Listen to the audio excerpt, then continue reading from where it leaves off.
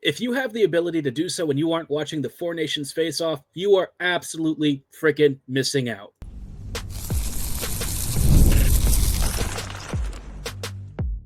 You're Locked On the Hockey Jets, your daily podcast on the Winnipeg Jets, part of the Locked On Podcast Network, your team every day. Hey friends, and welcome to tonight's episode of Locked On Winnipeg Jets, part of the Locked On Podcast Network, your team every day. I'm your host, Harrison Lee, an avid Winnipeg Jets fan and an online blogger. You can follow me on Twitter at HLivingLoco and at LO_Winnipeg Jets. Thanks for making Locked On Jets your first listen of the day every day. If you enjoy what you're hearing, be sure to like, follow, and subscribe on all of your favorite podcasting platforms and YouTube. Doing so, of course, is always free of charge and ensures you never miss another episode. Most of all, though, we just love and appreciate your support. Wow. So the Four Nations face-off has kicked off, and holy mother of mercy. If you weren't watching tonight's game, Canada versus Sweden, you missed a friggin' banger. Stop what you're doing right now. At least watch the highlights. Watch the overtime. It kicks butt. For legal reasons, I can't say the actual word that I want to use there, but it was awesome. Breathless, end-to-end action, a really intense back-and-forth game. And when it started out, the first 20 minutes, you wouldn't have thought that this was going to be that crazy, right? Canada was just walking through Sweden like it was nothing for the first period. And with a 2-goal lead, you thought, this is going to be easy schmeezy, right? But as things started to go on and Sweden started to wake up, there were a couple of, greasy little goals that Binnington gave up. Canada was pushing less of the pace, and Sweden started to frustrate and just play this very defensively oriented game that slowed Canada's speed and really started to make it a game of attrition. And boy, oh boy, was it. Gustafsson in net for Sweden made some tremendous saves. Team Canada had some crazy opportunities. Sweden, though, for its part, just kind of hung in there the whole game. They really weren't ready to just sort of give up the ghost after a bad first period. It just seemed like Sweden kept a very even keel, and even when they were down 3-1 after finally clawing back a goal in the second period, they just never quit. And after a couple of, again, not so great opportunities given up by Binnington in the third period, we got to overtime. But of course, it's hard to sort of match up against Canada when you don't have a lot of team speed. And I think that's where Sweden really was always at a disadvantage. And it shows up a lot more when you get to overtime, right? Because it's 3-on-3 for 10 minutes, which, by the way, oh my gosh, I love it. I would love to even see it in the NHL for a lot of reasons. I don't think it's practical because you need folks to get home, and 10 minutes of overtime is probably a little too much, but just selfishly, I thought it kicked butt. It was awesome to watch. And it was one of the scenarios where this really felt like a best on best, right? The best talent that Sweden could muster against McDavid, McCarr, McKinnon, Morrissey, just an incredible slate of players. It really lived up to the hype, and it just sets up like an intense, crazy tournament. I think for Canada, the only thing that they're going to be not thrilled about is A, kind of letting off the gas, and B, the performance in net up until overtime. Once Binnington got to 3-on-3, it was a very different story. He had 2 or 3 stone-cold robberies that honestly saved the game for Canada. So if you look at anything other than overtime, you'd probably be a little bit worried. But if you saw him in overtime, he was equaling Gustafsson match for match, save for save, pound for pound. It was just, this was like incredible hockey. And this being the replacement for the All-Star game, I think that that's probably a pretty fair exchange. I don't watch the All-Star game at all at this point. But if I had this every year, I would sit my butt down in front of a TV for international hockey, even if it's just Four Nations, every single time. This was legitimately awesome. I can't believe it's been 10 years since we've had something, this fun. The World Cup of Hockey a while back was good, but, it just wasn't. It feels like it was sort of a halfway compromise, right? And then we didn't really have international hockey of note for a while with NHLers. And look, not having NHLers in the Olympics is fine. Sometimes you get some really intriguing competitors and teams that would never normally have a chance. But if you want to watch the best of hockey, if you really want to see what elite talent on an incredible roster stacked up against another incredible roster looks like, You got to have something like this. And it just means that, the new announcement of the World Cup of Hockey and stuff coming back, and more routine international NHL level tournaments being a thing is just going to make this such a good thing going forward. If there is a very clear winner tonight, it was the NHL. I'm not a big fan of the league as an organization, but I'll tell you this: the Four Nations face-off was executed almost perfectly so far. Just for the opening game, still a lot of tournament left, but as a replacement for the ASG, I literally could not be happier. So much fun. It ended up in a thrilling overtime winner for Canada. Mitch Marner, having not really been a factor in this game, sniped one home. And, of course, for Jets fans, I'm sure we're all watching at least a couple of skaters here who, I think Winnipeg would probably love to have on their team, one of which I'm already sort of foaming at the mouth for. It's not happening, but, it's really nice to imagine that Crosby one day could become a Winnipeg Jet. Again, it won't happen. He's not getting traded, I don't think. But if there was ever a game that makes you just dream of what he could do in a Jets jersey for this squad, I'm willing to sell my soul for Crosby in a Winnipeg uniform, man. He has still got it. You would not have known that he came out of this game injured, right? Or came into this tournament injured. He was awesome. 3 assists on the night, some great setups for Stone and McKinnon and all that, and just, man, what a night of hockey. And really it sets up a fascinating tournament. And Sweden, for their part, I think, showed that they can be resilient. I don't think that they'll be thrilled with how this game kind of panned out in some ways. The lack of speed and their really defensive approach wasn't ideal, and honestly, Canada probably should have punished them a bit more. But Gustafsson made some great saves. This is a stingy Swedish team, even if they don't have a lot of team speed.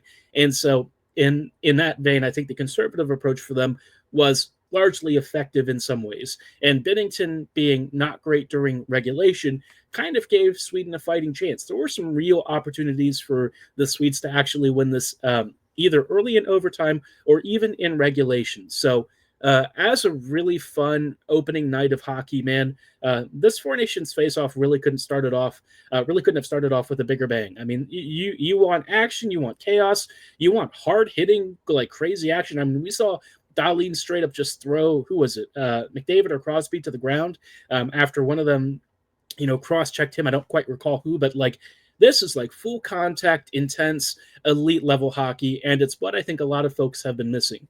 I myself, I think, came into Four Nations feeling a little skeptical. It's not a tournament that counts for anything necessarily, and I came out of game one possibly rabid for the thought of more. So if you missed this game, you really, are doing yourself a disservice if you don't at least watch the highlights. It kicked butt. I had so much fun. I think you will too. And if you have the time to, see if you can actually check out a full replay of the game. I think Finland versus USA, which is tomorrow's game, will be on ESPN Plus. So hopefully you've got a subscription for that. This game was on HBO Max, at least in the US. I don't know what it was up north. So for you Canadians, it might be on a different channel or a different streaming service. But wow. Yeah, what a crazy night of hockey. I think it's going to be a fantastic tournament if this first game is anything to go by. And the thought that, Team Canada was an odds-on easy favorite looks like it may be a little more questionable, which, we did say that the goaltending could be a problem, and looks like it might be, or at least in, regulation and even strength play, right? At 3v3 overtime where things are a little bit more open and a little bit different, maybe Binnington just turns into an absolute iron wall. I have no idea, but what a fun game. And tomorrow we have another big one, and we'll actually talk about USA versus Finland later this episode. But I want to talk about Parayko. Colton Parayko and Morrissey were a pairing for much of the game. Shea Theodore did go down early into the outing, so the pairings did get scrambled up a bit, and Morrissey didn't nearly have as much time with Parayko as he might have had if he had just been able to stay on the same pairing, but they played a lot of minutes together, and I want to chat about what I think, the Jets should think about from this kind of game. Is Parayko a guy the Jets should trade for? I'm still very much on the fence after watching this game, and we'll chat about why in just a little bit. Before we go too much further, though, did want to let you know about our friends and partners at Factor Meals. Looking to optimize your nutrition this year? Factor makes eating well very easy with chef-prepared, dietitian-approved meals that are fresh, never frozen, and ready to heat and eat in just 2 minutes. With 40 options across 8 dietary preferences every week, you can customize your meals to fit your lifestyle, whether it's calorie smart, protein plus, or keto. And Factor even offers wholesome smoothies, breakfasts, and grab-and-go snacks to keep you fueled all day long.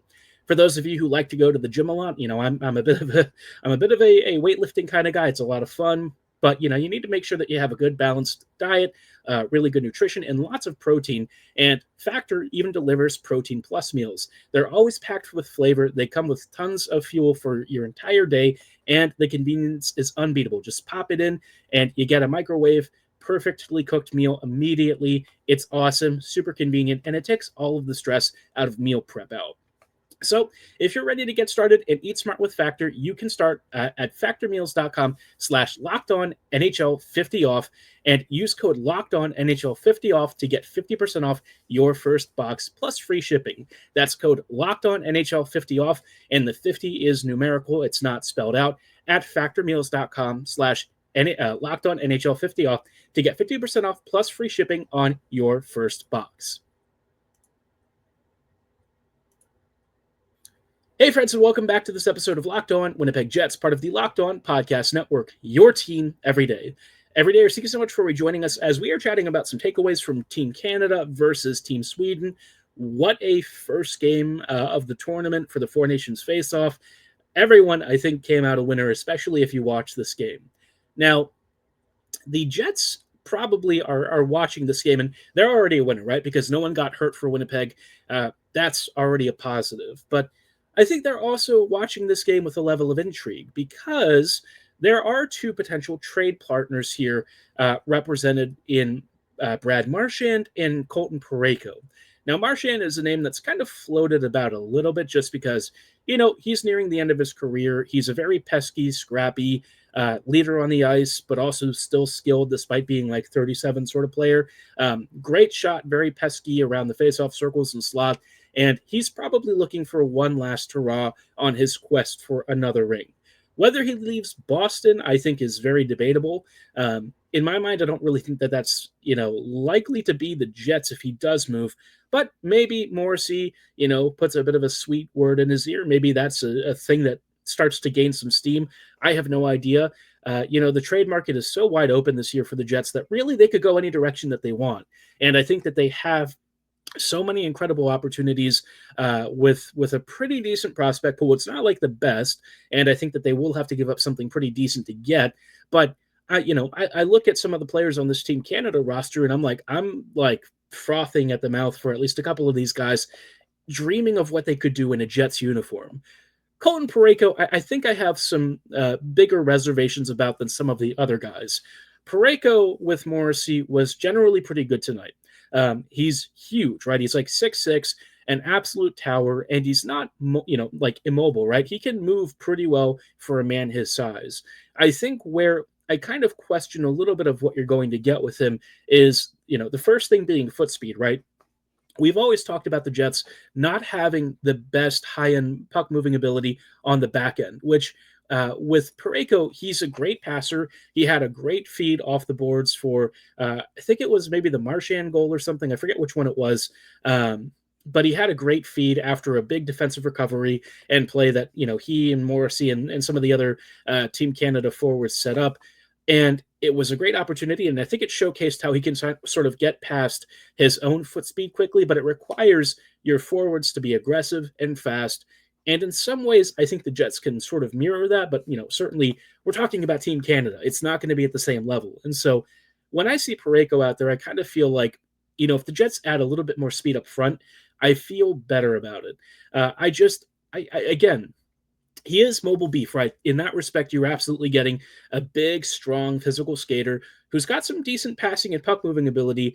I look at his age and this contract stuff, and I'm just kind of like, I don't know. It's a lot of risk. And I know that a lot of folks, me included to a point, are saying that you probably only care about 3 or 4 years of this deal. You still got to deal with the aftermath, and that's where I'm not really sure about what to do here.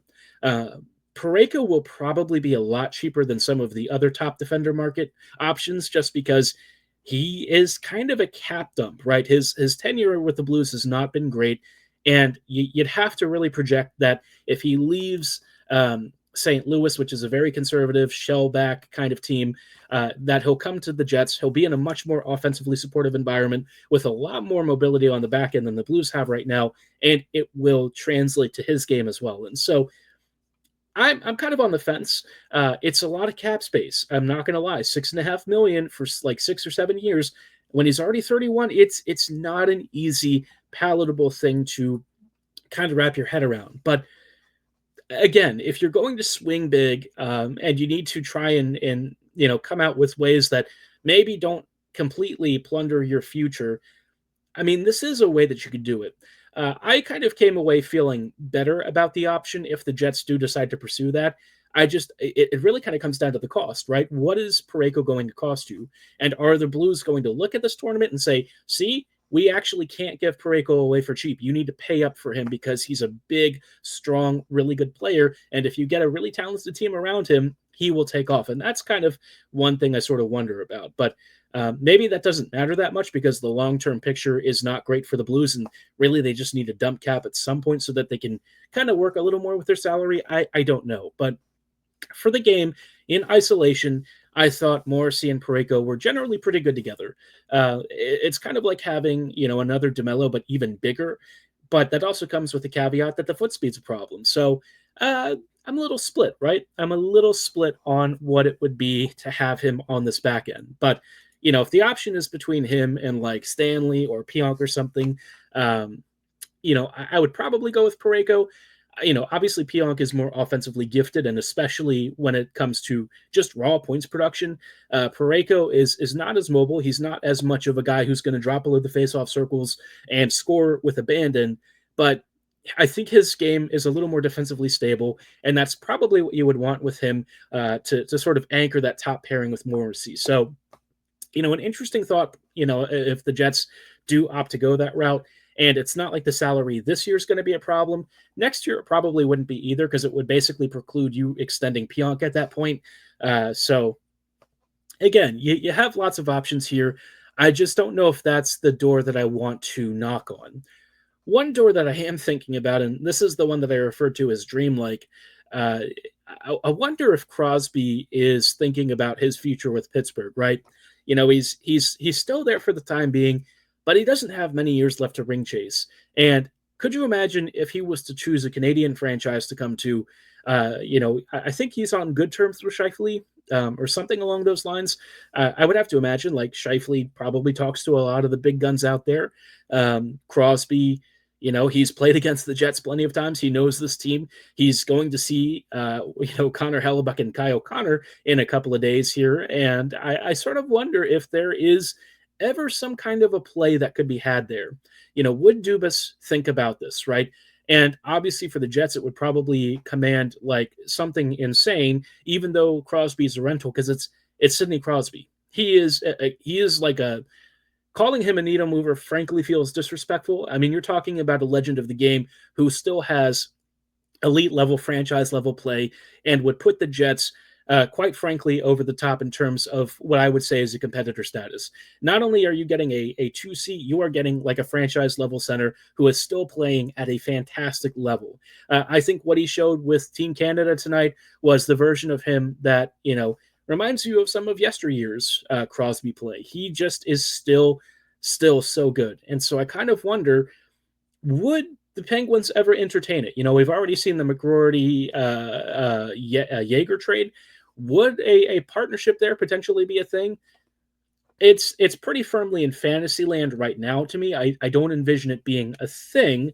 But the fact that I'm thinking about it more and more, I don't think I expected to come away from this game thinking about that particular trade. But if there is one trade target that could completely transform this season alone, maybe not next year, but for this season, I could see it. But Crosby does have a couple more years. I don't know if he's really intent on moving.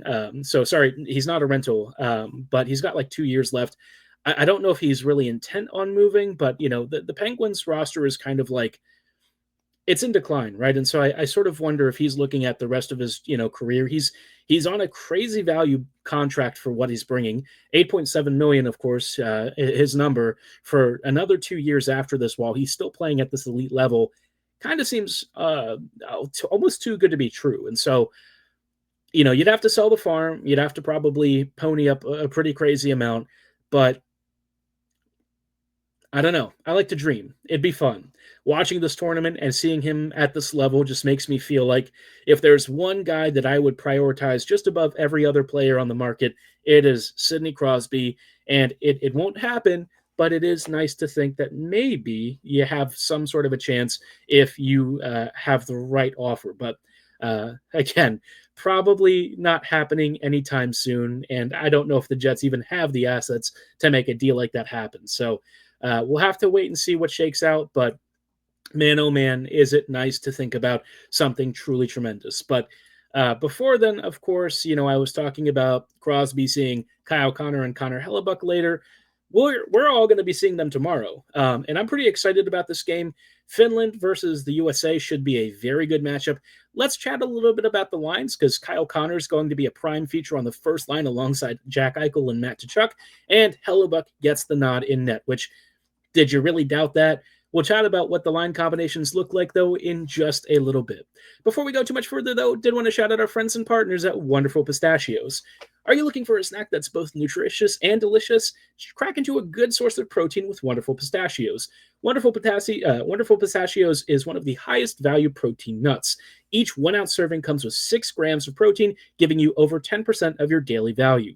They're packed with fiber, and they're better for you unsaturated fats to help keep you feeling fuller longer. I love the no-show variety because it's very easy. You just crack a few pistachios out, you pull them right out of the bag, pop them in. You've got a nice protein-packed snack, and it's very convenient. You can take it on the go. You can have it, as a midday snack, maybe a little bit before you go to the gym. It's super convenient. Or if you want the shelled variety, you've got those options as well. They've got some great flavors, and, Wonderful Pistachios really helps take away some of the guilt out of snacking, right? You probably have lots of chips and stuff around the house, but maybe you want something that's a little more nutritious. Wonderful Pistachios is here to help, and we have an offer for you as well. You can get snacking and get crackin with a snack that packs a protein punch. All you have to do is visit wonderfulpistachios.com to learn more. Hey friends, and welcome back to this episode of Locked On Winnipeg Jets, part of the Locked On Podcast Network, your team every day. Every day, thank you so much for rejoining us on tonight's episode as we're chatting a little bit about Team USA versus Team Finland tomorrow. I am expecting another absolute slugfest of a game, and this one might be really, really competitive. Where I think, maybe Team Sweden didn't have nearly as much speed, Team Finland is pretty monstrous. There's really no weak links up front. At most, you'd maybe look at the fourth line as maybe having, more of a grindy forechecker in Joel Armia. But, this game, I think, threatens to be a good time. Up front for Finland, on the first line, you've got Lehkonen, Barkov, and Rantanen. And Barkov, man, he is just so fun to watch. I've always been a big admirer of him. And him with Rantanen is scary. Rantanen, I'm so glad is finally out of the Central Division. Watching him terrorize the Jets for years, not a fun time. I enjoy watching him. I don't enjoy watching him against the Jets. Then we welcome our old friend Laine again, along with Sebastian Aho and Rope Hintz, which is kind of funny. Aho and Laine, of course, have represented Finland before together back in the World Juniors days. I think they won gold together. That was fun. And now they get to do it again for the senior national team. And man, does it feel like a good opportunity for Laine to kind of remind people of why he's so fun, right? Then you've got Luosterainen, Lundell, and Granlund on the third line. Lundell is a guy that I really enjoy, and if he ever becomes available out of the Panthers, I would be down to make a big, big play for him. He is awesome. Great, great player. On the fourth, you've got Teravainen, Haula, and Armia. I'm really surprised Kakko is not playing. Him being the 13th forward for this team feels a little bit disrespectful, considering he's been fantastic for the Kraken, and I feel like, against a Team USA that's pretty loaded, you're going to need as much skill as you can possibly pack, but maybe Finland feels differently. Where I think Finland is really going to have issues is on the back end. Their defense is Considering the amount of injuries and stuff that they're dealing with, it's not great. So they've got Mikkola and Lindell on the first pairing, Vakanainen and Matanpalo on the second, and then on the third, Mata and Jokiharju on the third. If there is a critical problem with this team, it is that blue line. And so the forwards are really going to have to be, at the absolute best that they can, because the back end is not going to be helpful. I guess the one positive thing for Canada, I've still got that game on the brain, man. The one positive for Finland is that they've got Saros and Lankinen in that. That's a pretty good tandem. Saros has been great for many years for Nashville. I know that his numbers this year probably look pretty sucky, but having watched him behind, quite frankly, an atrocious Preds defense, I don't think his performance is really necessarily a reflection of what he's doing wrong so much as it is the team in front of him. So this could be a really big test for him. I think Team USA especially is going to push him to the absolute limit, and it might not be pretty with that blue line. So for Team USA, this team is, wow, yeah. Brock Nelson and Dylan Larkin are fourth liners on this team, so let that sink in for you. Up front, Connor, Eichel, and Tkachuk are going to. I should specify it's Matt Tkachuk, because there's another Tkachuk here. But Matty T is up there. That line's going to be an absolute handful, and Connor's probably going to look like an uncaged animal with how he's been this season for the Jets. So him with Eichel and Tkachuk, good Lord, that's all I can say. Second line, you've got Gensel, Matthews, and Hughes. Very interested to see how Matthews does. He's been injured for a lot of this season, and we'll have to see if he finally breaks out of the funk that's kind of held him back a little bit for Toronto this year. Hughes, of course, is just unbelievable. Jack has been quietly one of the really big MVP players out there. What a monster season from him, and just a continuing trend with his career.